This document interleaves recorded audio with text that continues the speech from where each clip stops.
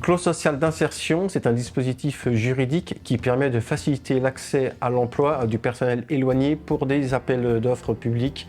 Et c'est aussi une opportunité pour les entreprises afin de trouver du personnel répondant à leurs attentes. C'est à travers les premiers projets de rayonnement urbain que la CAPI s'est engagée dans ce dispositif. Cela consiste à attribuer 5% des heures travaillées à du personnel pour des clauses sociales d'insertion. En 2019, 18 000 heures pour 67 personnes qui en ont bénéficié et 89 entreprises, en particulier pour les travaux dans la maçonnerie et dans le gros œuvre. La CAPI a fait le choix de s'inscrire dans ce dispositif avec une plateforme dématérialisée avec un facilitateur. Il fait le lien entre les demandeurs, que sont les entreprises, et les prescripteurs, que vont être Pôle emploi, la mission locale, le PLI et les relais emploi. Alors nous travaillons en lien avec l'ensemble des acteurs de l'emploi du territoire qui vont pouvoir nous orienter des publics et des personnes qui viennent d'abord s'enseigner. Et lorsqu'elles ont envie de rentrer dans un parcours, s'inscrivent et à ce moment-là, elles deviennent salariées chez nous. Nous accompagnons des candidats dans un retour vers une activité professionnelle. Ce sont des gens qui souvent ont des trous dans leur expérience professionnelle ou qui ont arrêté de travailler depuis longtemps et qui ont besoin d'être accompagnés pour retrouver la confiance et des entreprises qui acceptent de les faire travailler. Mon rôle dans les clauses sociales, c'est l'accompagnement des entreprises dans la mise en œuvre de ces clauses. C'est le sourcing, le recrutement. Une fois que le candidat est sélectionné, c'est le montage de parcours de formation, parce qu'on fait à 99% des contrats en alternance. On a de nombreux marchés avec la CAPI et en fait dans le cadre de ces marchés, on a des clauses contractuelles. Pour répondre à ces clauses, on fait appel à ce dispositif. C'est l'occasion chaque année de pouvoir faire appel à de nouveaux profils. On est sur des débutants, donc on propose surtout des postes d'ouvriers de chantier ou d'aide maçon. Mais en réalité, ça dépend du profil de la personne qu'on rencontre, de son expérience et de ses compétences qu'il a déjà. Nous, aujourd'hui, au sein de l'agence, on a des personnes qui occupent le poste de chef de chantier qui sont issues de l'insertion en fait. Donc tout dépend vraiment du point de départ de la personne qu'on rencontre. Je suis resté pendant 3 ans sans emploi et j'étais un peu démoralisé. Ils ont commencé à me retrouver un emploi dans le bâtiment, ce qui a permis de remettre le pied à l'étrier et de reprendre de l'expérience. J'ai commencé en tant que manœuvre et mon poste actuel, je suis aide-plombier. L'accompagnement, il est assez facile parce qu'il a déjà une petite expérience de chauffage et de plomberie. C'est souvent lui qui me sollicite, qui m'interpelle pour un renseignement, pour compléter ses connaissances. J'ai fait 2 ans de maçonnerie. Quand j'ai fini mon contrat, je me suis retrouvé en chômage. C'est grâce à Mission Locale que j'ai découvert les clauses sociales. Grâce à ZEC BTP, j'ai signé un contrat avec Isabelle Lefebvre.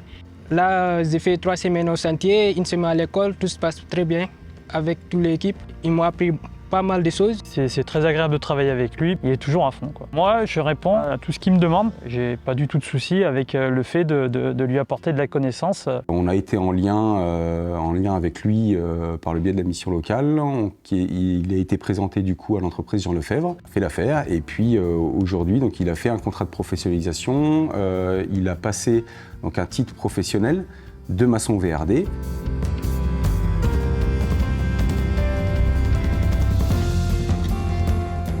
Le contact, il est permanent, un suivi constant sur le chantier, des rendez-vous avec les chefs de chantier, mais également des temps d'évaluation entre 2 missions pour vérifier l'adaptation de la personne lors de points qu'on fait régulièrement avec les entreprises. Ils sont très présents, aussi bien pour la personne que pour l'entreprise. On pose souvent des questions, savoir est-ce que ça se passe bien, est-ce que ça lui plaît. Je vous avoue que c'est difficile de trouver du personnel en ce moment, mais c'est pour ça que le peu qu'on trouve, on le garde et on essaie de le former, bien sûr, si la personne est intéressée et si elle veut continuer dans sa vie professionnelle. Après, on les accompagne d'autant plus qu'en fait, on a envie qu'ils restent avec nous. Donc on est là aussi pour eux, pour répondre à tous leurs besoins, pour quelle question que ce soit, ou s'ils nécessiteraient d'une formation complémentaire.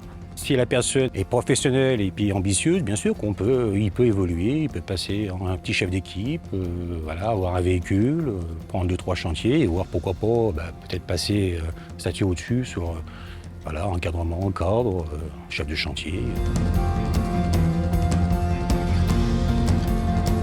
En 2 mots, ça leur permet de retrouver un emploi dans une entreprise, d'être accompagnés, d'être suivis, de suivre une formation et ensuite de retourner d'eux-mêmes vers le monde du travail. Le principal avantage des clauses sociales, c'est de permettre à des publics de faire leurs preuves sur chantier auprès des équipes et auprès des dirigeants d'entreprise. Je pense qu'il faut aborder ça comme un tremplin vers l'emploi durable. Pour les entreprises, cela leur permet d'une part d'avoir du personnel proche des lieux de travaux, donc il n'y a pas le souci de mobilité. Et puis également, pour les entreprises, cela leur permet d'aller chercher des talents, des compétences pour des métiers qui parfois sont en tension. Les clauses sociales, c'est pas un gros mot non plus. Il ne faut pas forcément en avoir peur. Ça fait partie des marchés. Ça peut être une chance pour vos recrutements aussi. Ça permet d'avoir du personnel qu'elles n'auraient pas forcément recruté d'elles-mêmes, qui ont de la compétence, qui ont du savoir-faire, du savoir-être, et qu'elles apprennent à connaître pendant le chantier et éventuellement recruter plus tard. Ce qu'on se rend compte, c'est que le meilleur moyen de répondre à nos besoins en recrutement, c'est de former. Et c'est un bon moyen parce que généralement, on trouve des personnes qui sont alors plutôt jeunes, qui rentrent dans l'emploi, mais du coup qui sont plutôt motivées. Ça nous permet quand même de pouvoir leur faire découvrir un nouveau secteur, un nouveau métier, et puis de les former sur les postes avec les compétences qu'on recherche. Pour l'ACAPI, cela permet à ce qu'une partie de ces appels d'offres soit dédiée au territoire pour favoriser l'emploi du Capizerois, notamment dans les quartiers sensibles dans lesquels le chômage est 2 fois plus élevé que sur le reste du territoire.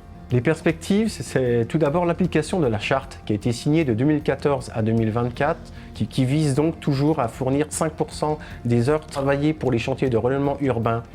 Ça veut dire pour Villefontaine et l'île d'Abo, 13 000 heures. L'objectif, c'est de s'inscrire dans les prochains gros projets de l'ACAPI. C'est en fait une équation gagnant-gagnant, triplement, pour l'ACAPI, pour les habitants et pour les entreprises.